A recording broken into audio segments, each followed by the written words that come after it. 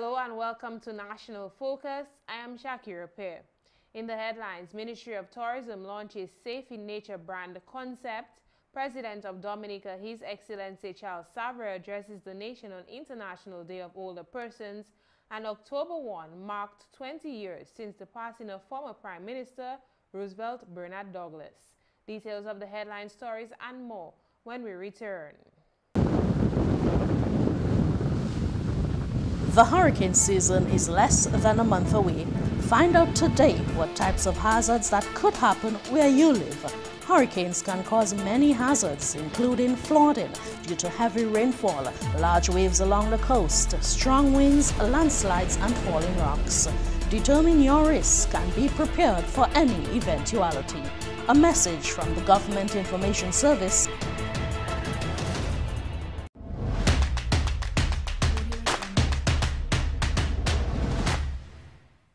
Welcome back.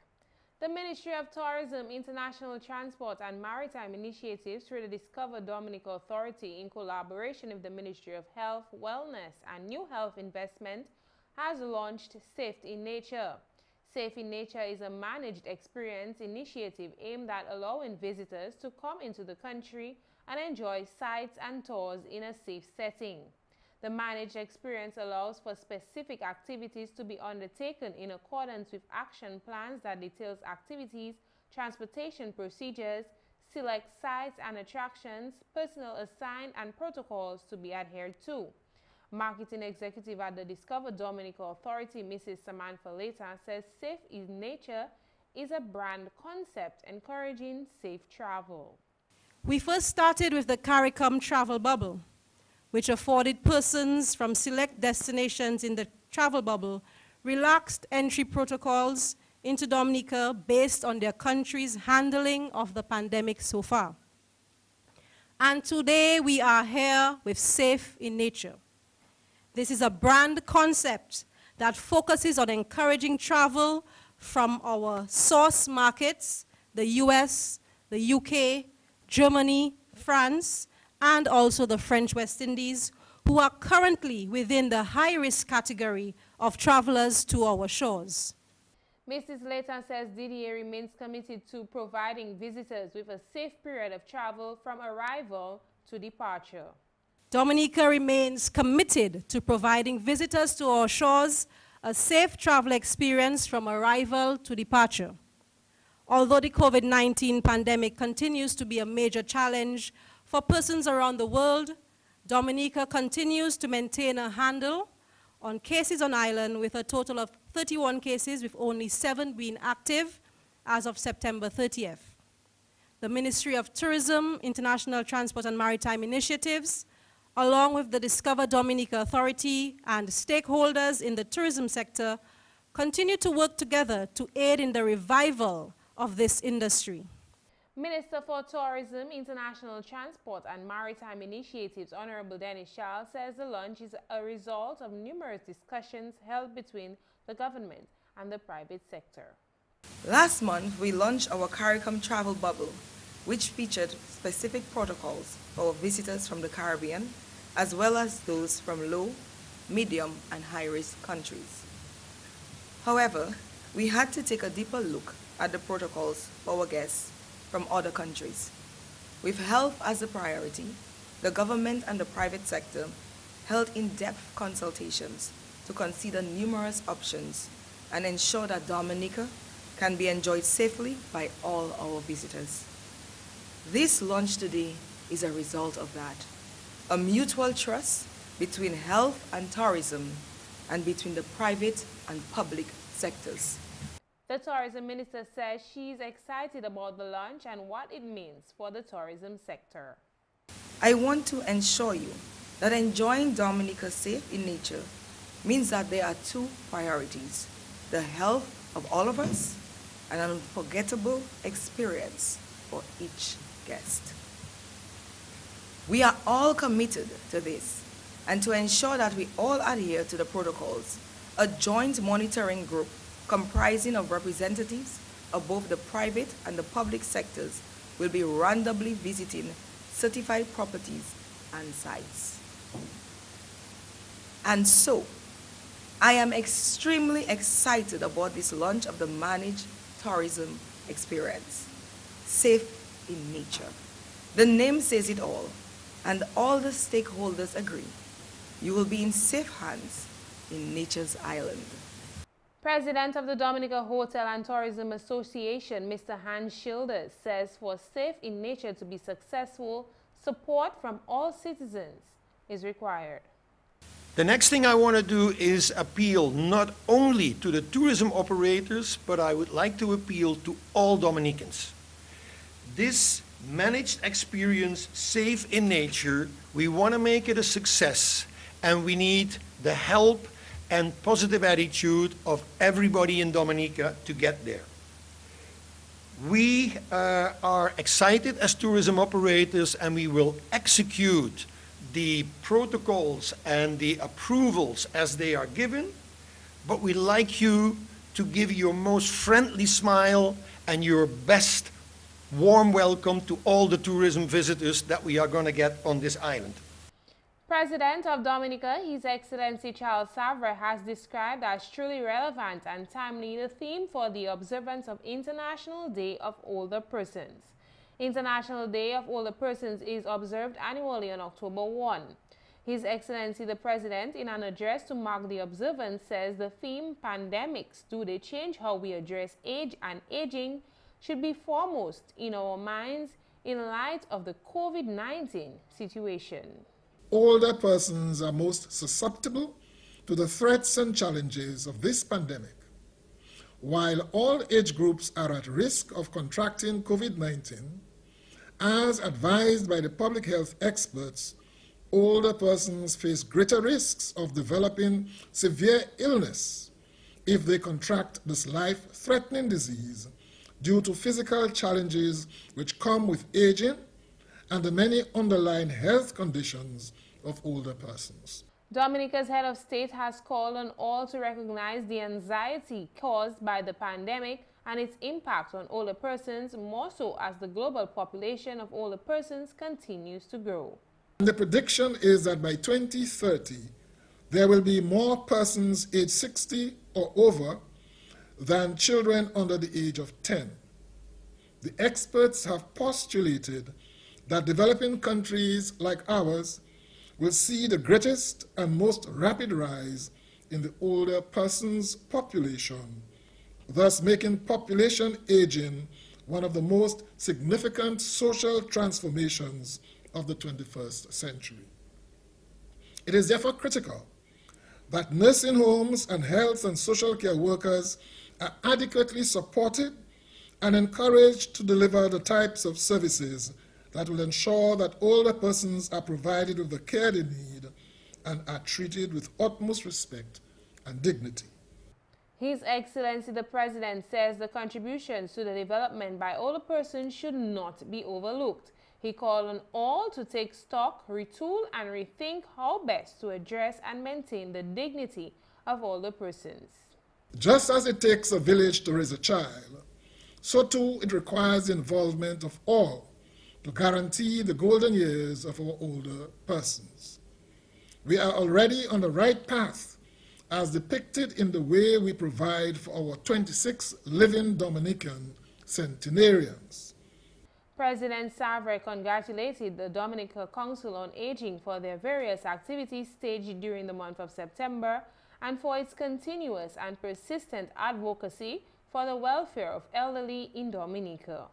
Over the years, the Dominica Council on Aging has continued the education of the public on issues facing the elderly here and worldwide, as well as increasing the awareness of older persons of their changing environment.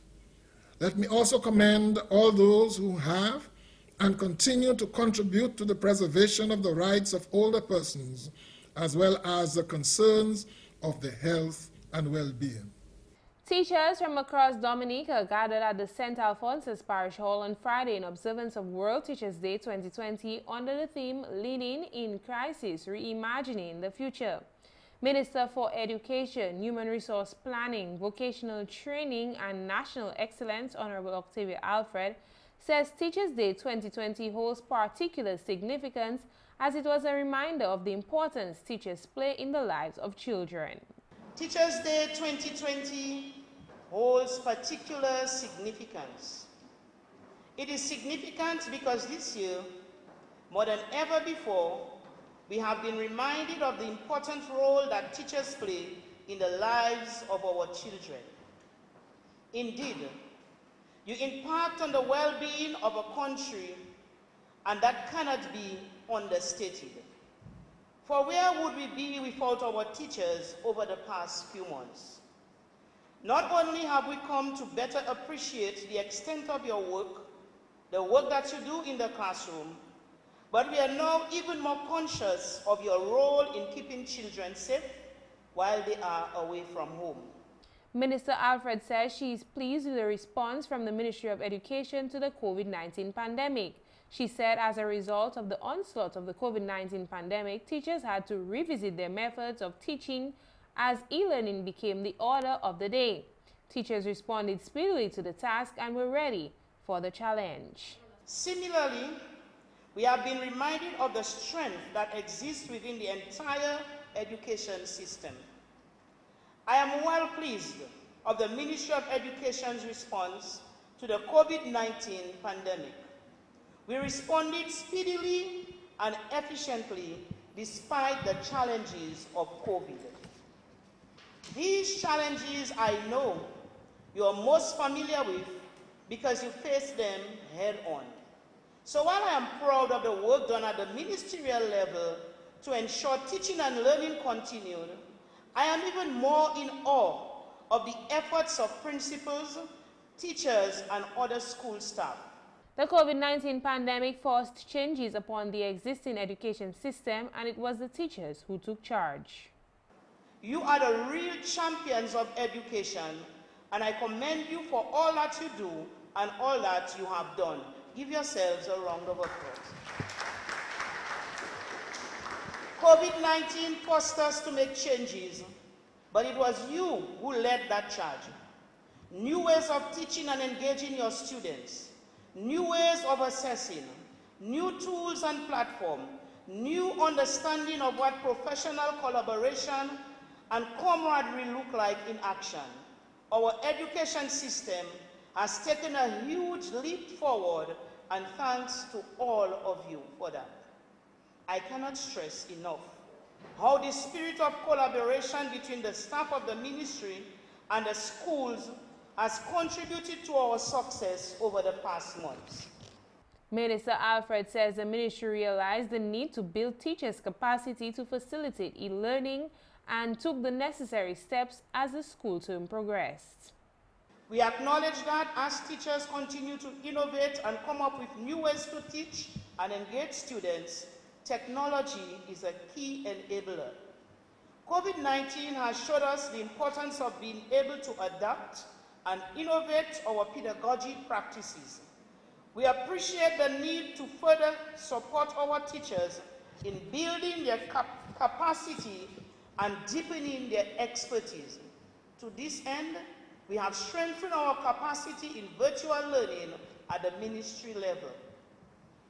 This, I believe, was on full display during the third term of the last school year as we sprang into action to continue learning online after schools closed. We are now in a better position to provide training for teachers in use of the online platforms to reach students at all levels. Minister Alfred says the information technology capacity in school has been strengthened by the distribution of over 300 learning devices and the installation of broadband internet. To be effective in this regard, we know that it is critical to strengthen our schools' IT capacity since the outbreak of the coronavirus pandemic, and we have ensured that all schools are equipped with internet connectivity. We also distributed over 300 devices to schools for students' use in classroom learning.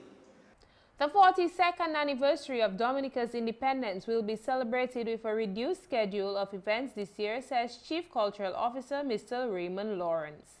Events such as the World Choral Music Festival and other highlights of the season, which encourage large gatherings leading up to the November 3rd have been cancelled as the organizers stick to the social distancing protocols put in place by the Ministry of Health. Mr. Lawrence says the COVID-19 pandemic has resulted in revised independence celebrations. We have had to review the entire independence celebrations given the COVID-19 situation that we're in, given the guidelines and protocols of the Ministry of Health. So we had to think out of the box and come up with a revised independence program different to the normal and usual independence program. Mr. Lawrence listed some of the activities that will form part of the season's schedule, including the National Day of Prayer. Some of the activities that we will be having as part of the Independence this year will be the National Days of Prayer, which we have already announced this coming Saturday and Sunday, the 3rd and 4th of October. Also, standard events like Flag Day, Emblems Week, History Week will have a special focus on traditional cuisine, traditional cooking. Creole Fridays, where we dress up in Creole wear every Friday in the month of October, starting on the 9th of October. And on the 16th of October, we want to make it a special Chapeau Pie Day, where we focus on straw hats, which are another popular tradition in Dominica.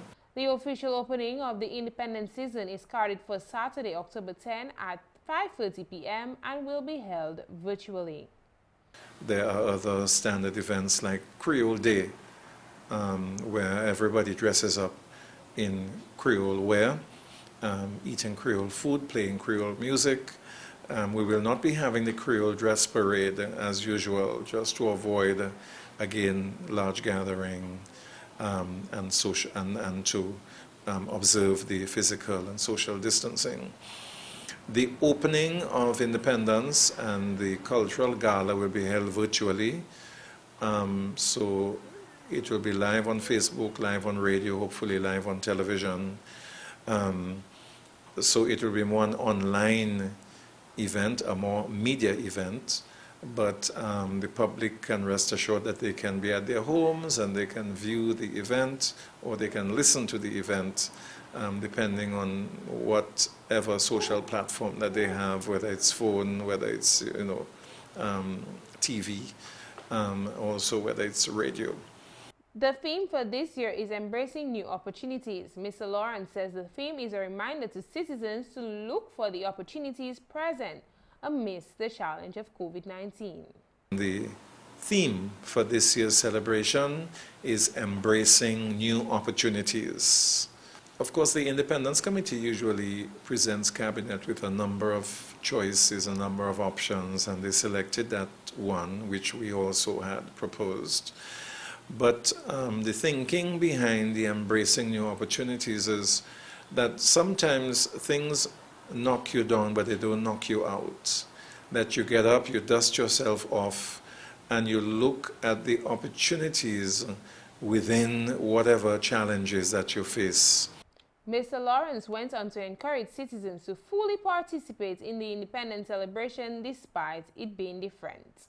I just want to encourage people to participate fully in the Independence celebrations. Yes, we know it's going to be different. Yes, we know it's not going to be the same, and we're not going to be having some of the big sort of spectacular shows that we normally have. But it doesn't mean that we cannot continue to reconnect with our roots and our heritage. We can help to build unity, help to build a stronger community as well. We can also help to build patriotism, nationalism on days like Flag Day, Creole Day, where our Creole wear put out our flags, whether it's in the offices or on our vehicles or at homes.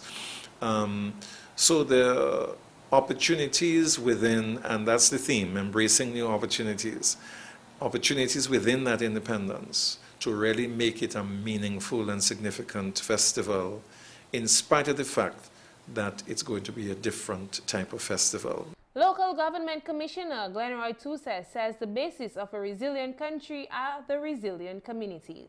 Mr. Toussaint says that for Dominica to realize its mandate to become the first climate-resilient country in the world, we must first build resilient communities. Local Government Commissioner Mr. Glenroy Toussaint also stated that individuals must also take ownership of their communities.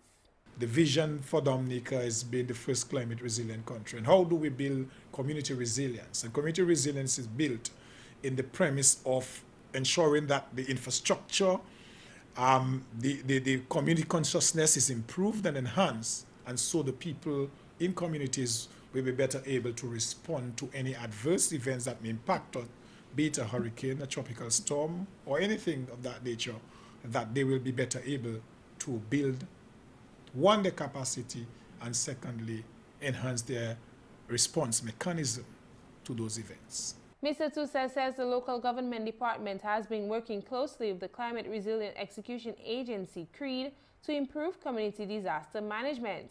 He says this collaboration has led to the development of the Community Emergency Readiness Initiative.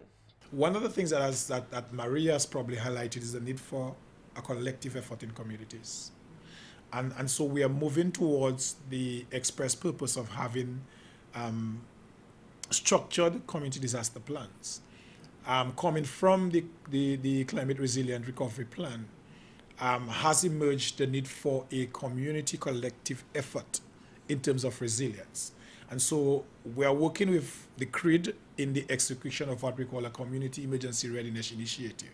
We call it CERI. And what the CERI will tend to do is to build the capacity of the communities in Dominica to respond to adverse events, so that essentially that they can respond without outside assistance for 15 days.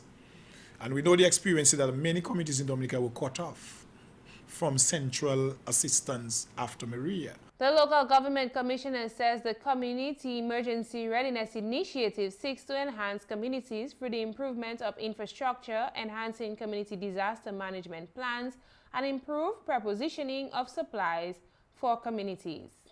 And so what the program seeks to do, the series seeks to do, is to ensure that as many, if not all our communities in Dominica can in fact, and will in fact have the capacity to respond and have that sort of leverage for community response for at least 15 days before central response can be given to the community. And we're talking of improving the infrastructure, we're talking about enhancing the disaster management committees, making them more structured, we're talking about improving in terms of the prepositioning maybe of supplies for those communities. Mr. Toussaint says that his department conducted a national community vulnerability assessment where communities were recategorized from the lessons learned as a result of Hurricane Maria. We went through what we call a vulnerability assessment, a national community vulnerability assessment. And what emerged from that is we categorize communities as vulnerable, most vulnerable, least vulnerable, and that sort of thing. And our intention really is to cover the entire island, but you will recognize clearly that it will take some time. And so we're looking at the most vulnerable communities. So we're looking at the Campbell, the Good Hope, the Petit Soufriere, the Tete Morne, the Pichelin, the Point Michel, Soufriere Scott said, Clifton.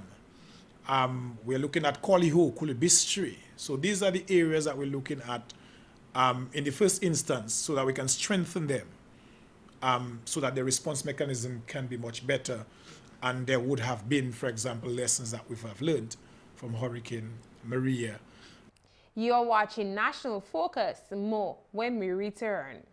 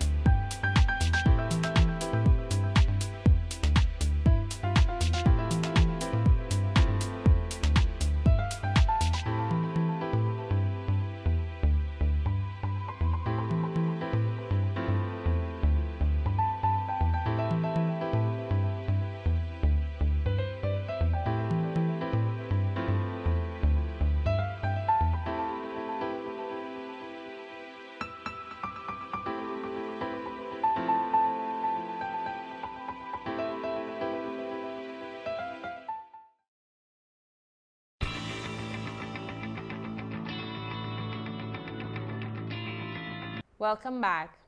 October 1 marked the 20th anniversary since the passing of Dominica's 5th Prime Minister, Roosevelt Bernard Douglas. Aisha Challenger reports. October 1st marked the 20th anniversary since the passing of Dominica's 5th Prime Minister, Roosevelt Roosey Bernard Douglas. Roosey Douglas was a human rights activist and politician who was born on October 15, 1941, to the late Robert Bernard Douglas and Bernadette Douglas. Roosey served as Prime Minister of the Commonwealth of Dominica from February 2000 to October 2000. Douglas became a Member of Parliament in 1985 and the leader of the Dominica Labour Party in 1992 after the death of his brother Michael Douglas. Friend and associate of the late Roosey Douglas is Ambassador Emmanuel Nanton. Ambassador Nanton remembered the dreadful day of Roosey's passing and described him as a great man. It is a sad experience remembering the passing of my friend and comrade, my mentor, Roosey Douglas, 20 years ago. Of course, we all recall that dreadful Sunday morning coming from church when I got the news and found him when I went to his house, found him on the floor, on a bag of balls that I had given him just the day before. Roosey Douglas was, to me, a great man. He was somebody who cared about people. He had an insatiable appetite to serve people. So my first encounter with him was as a child when I met him at the playing field, and he took care of me in a way that the adults felt he had no responsibility to. But Roosey was about that, about taking care of people, about caring for humanity. Mr. Nanton said Roosey will always help the less fortunate in society.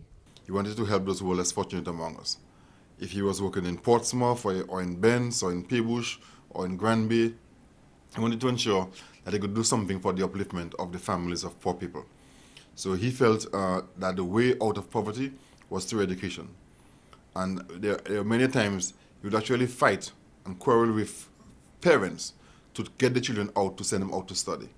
Remember people like Ayo, people like Sisi out at Benz, you know, people like Dr. Sabin, people like Bright, Avondale, Tutus.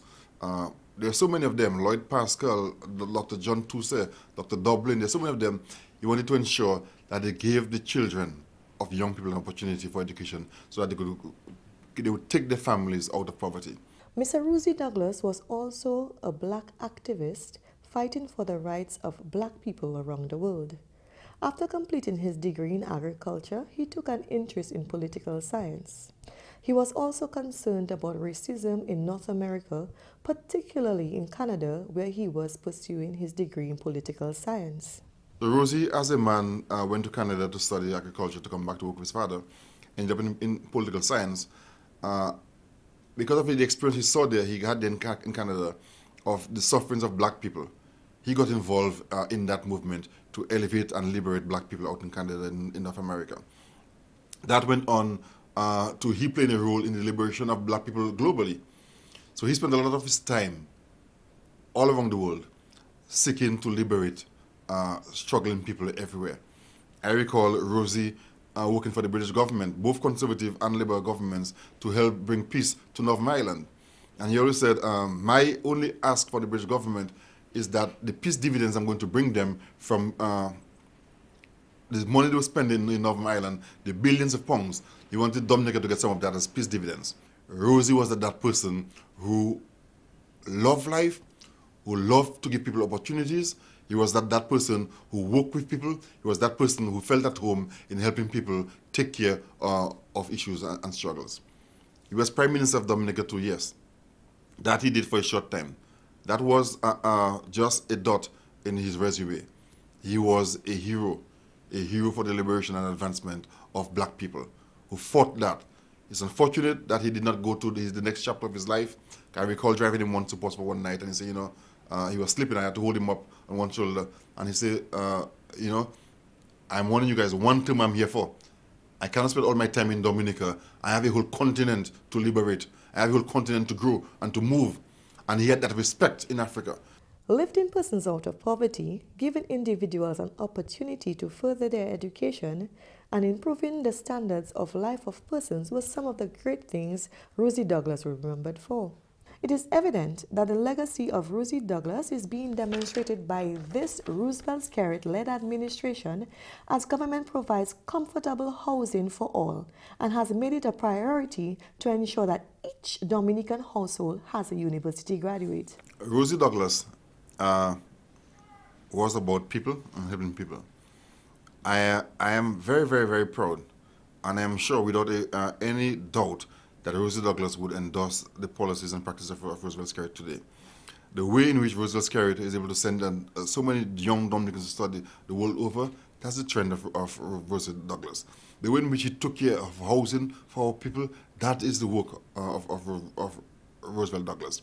The way in which he takes care of health care, that is a Roosey thing. The Yes We Care program, taking care of the elderly, that is a Roosey thing. So really and truly, Roosey Douglas was one who always felt that you needed to take care of those who are less fortunate among us. That was his razor debt, and that's exactly what Roosevelt Skerritt is doing. Mr. Nanton says the late Prime Minister will also be pleased with Portsmouth's development. When Roosey was Prime Minister, I went to him with a few proposals for Portsmouth. And he told me, no, wait. He said, you know something, Mando? We spent 20 years in opposition. The people of Dominica do not trust us yet. They give us an opportunity. We cannot take that one opportunity and try and do all what we want to do in Portsmouth. He said, we know Portsmouth, we have to do it, yes, but we cannot do it in 1 or 2 terms. You have to let them get the confidence, because otherwise, at the next election, they will kick us out. So he felt that the road to improving Portsmouth was a long-term one. So now that we are, from the last term, you saw the government doing Kempinski, this hotel out here in Portsmouth. People haven't talked of hotels in that area for donkey years. The Remark Hotel is being built where we're doing Sunday Island. The Marriott being built at Coconut Beach. The expansion to 42 villas of Secret Bay. And now the government's talking about doing the marina by the Caribbean and Kempinski. These are the things that Roosey wanted for Portsmouth. And I'm sure he'll be very, very pleased with what's happening now in Portsmouth and the development. The death of the late Roosey Douglas came as a shock to the town of Portsmouth, but was harder for the immediate family of the local hero. Though it was not easy to accept, the brother of the late Prime Minister, Dr. Eisenhower Douglas, says that he is pleased with the current leadership of Dominica, as Dominica is on a path to greatness. We all have 20/20 vision in hindsight. So when something happens to you, like today, you feel a certain way. But sometimes when with the passage of time, when you look back, you might see it from a different perspective. Okay? So it's 20 years since Roosey has passed.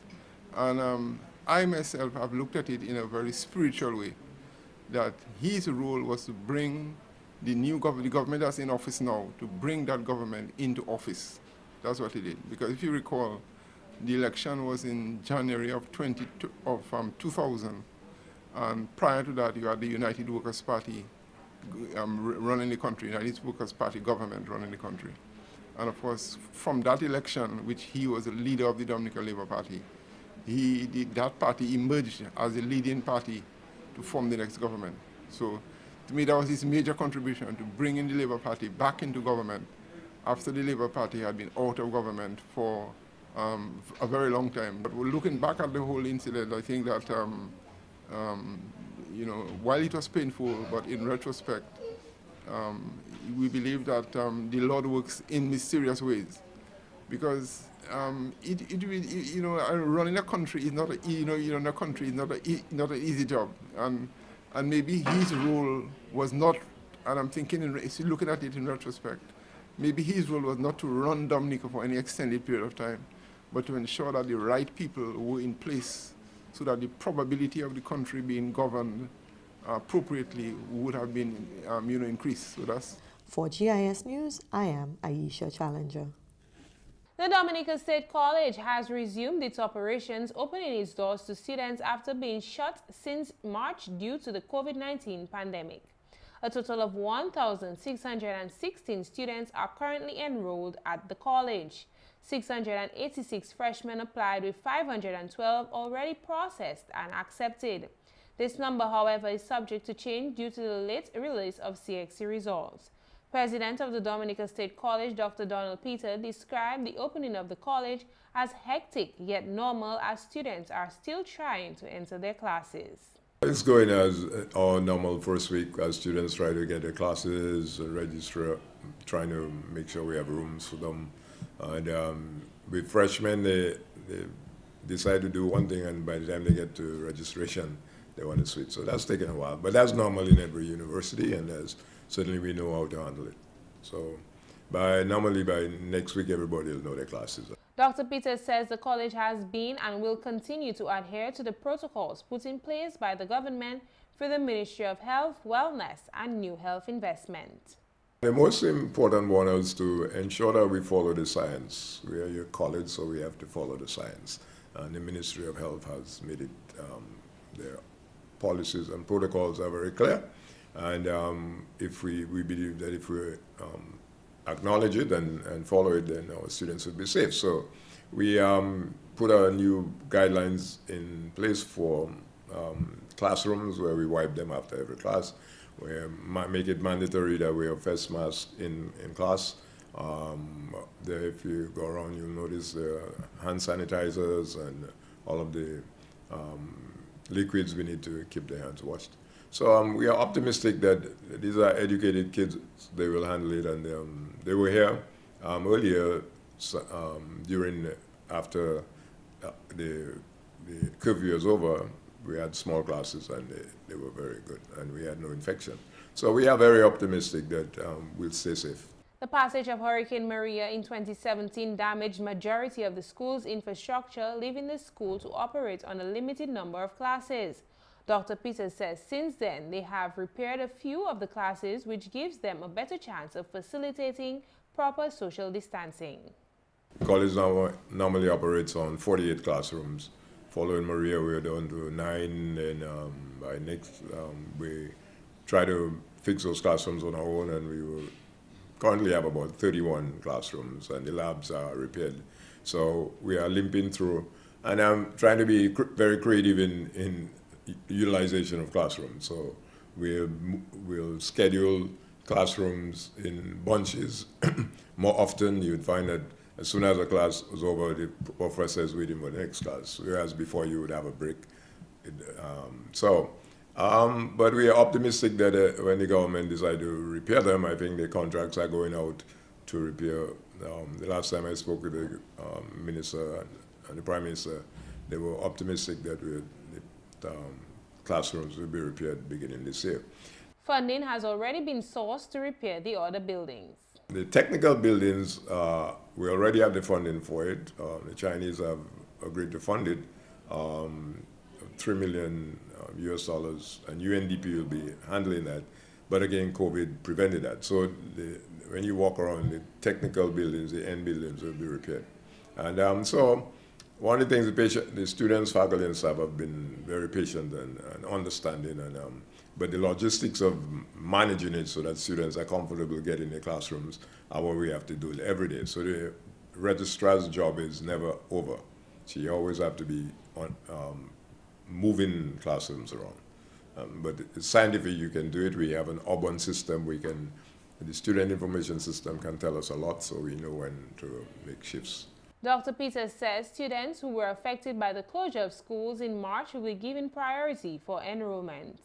The Dean of Academic Affairs is very familiar with that group of students. It's like 23% of the last class missed a whole semester because, as you pointed out, they had no access to internet.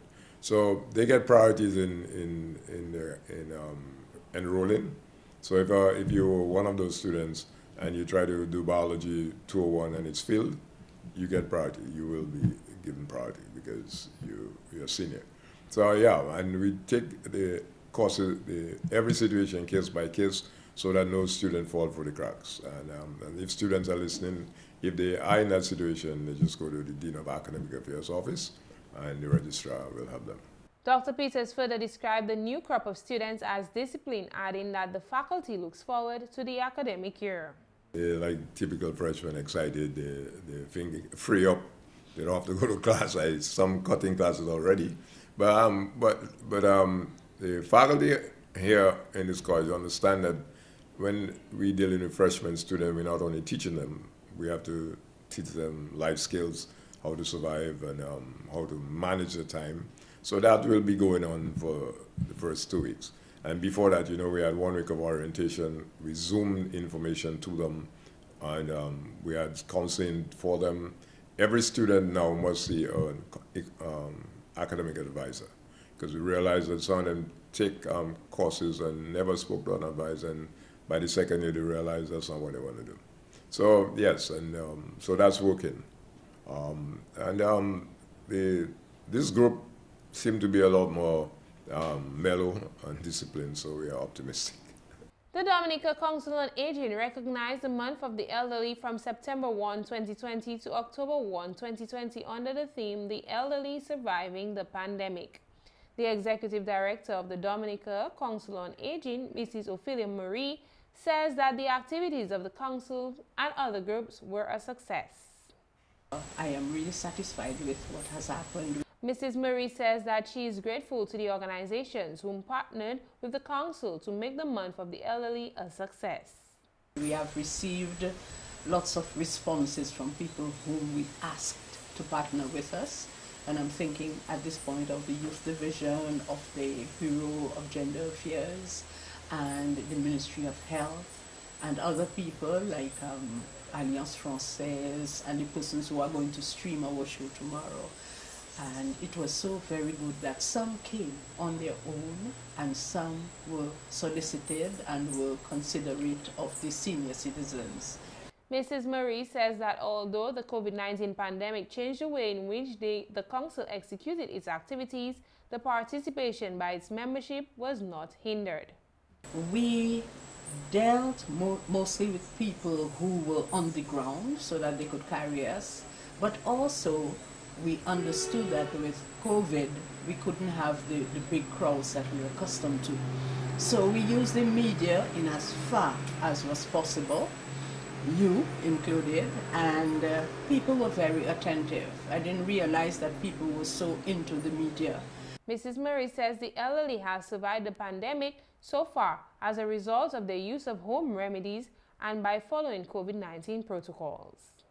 And so they understood the concepts and the issues that we brought up, including the abuse that some of our senior citizens go through, but also the fact that our senior citizens have survived so far the COVID pandemic.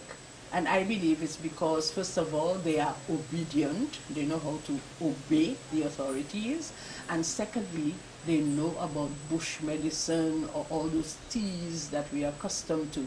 And so they were using their foreknowledge, their traditional knowledge, to boost their immune system.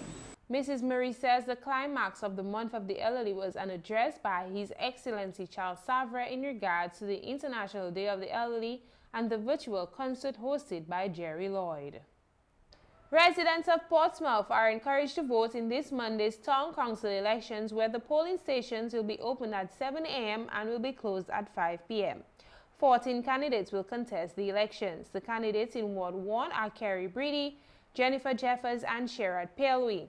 In Ward 2, which is Portsmouth West, the candidates are Felix Carrere, Adinero Douglas, and Cleve St. Jean. In Ward 3, where the polling station is the Northern District Progressive Women Club, the candidates are Frankie Antoine, Glenworth Elise, Fabian Honoré, and Sandra Peter. And in the final ward, the 4th ward, the candidates are Titus J. Francis, Conrad Meade, Ashton Revere, and Jerome Xavier. 8 candidates will be elected and 5 will be nominated.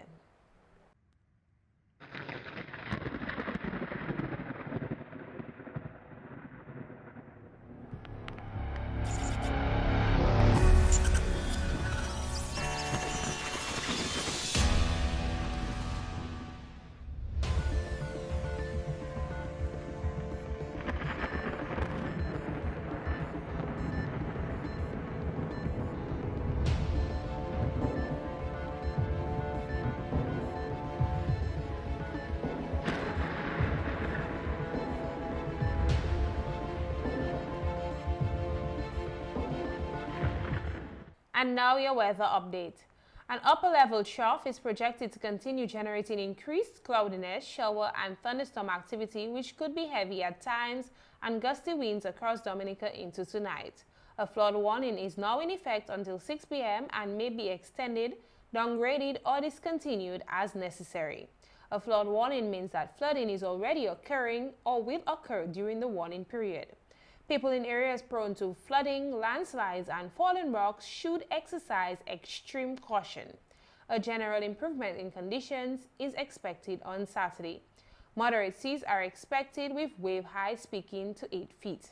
A small craft advisory is now in effect for above normal seas. Small craft operators, particularly on the East Coast, should exercise caution. Sea bathers should remain vigilant. And that's all for this edition of National Focus. Be sure to follow GIS Dominica on Facebook, YouTube, as well as on Twitter. You can also drop us an email at gis@dominica.gov.dm. From all of us here on the GIS News Production team, I'm Shakira Peer. Thanks for watching and have a great weekend.